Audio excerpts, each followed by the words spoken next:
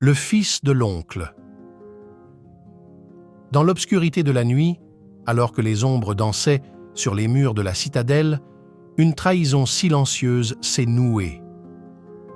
Jadis, liés par un serment sacré, deux frères d'armes se sont retrouvés sur des chemins divergents. L'un, aveuglé par l'ambition et la soif de pouvoir, a tourné le dos à son compagnon fidèle. Des paroles douces et des promesses brisées ont scellé leur destin.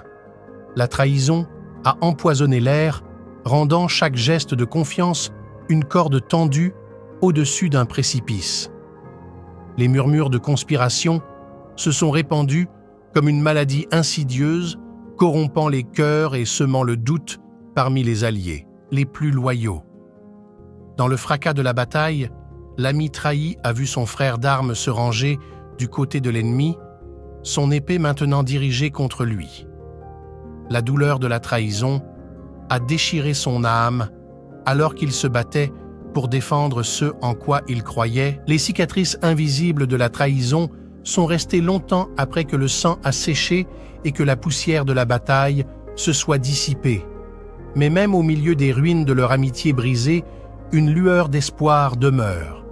Car la trahison peut faiblir les fondations les plus solides, mais elle ne peut pas éteindre la lumière de la vérité et de la loyauté.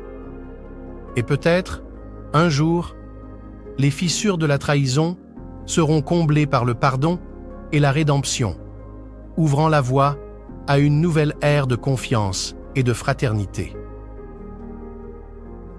Un texte de Richard Erard d'Orsainville.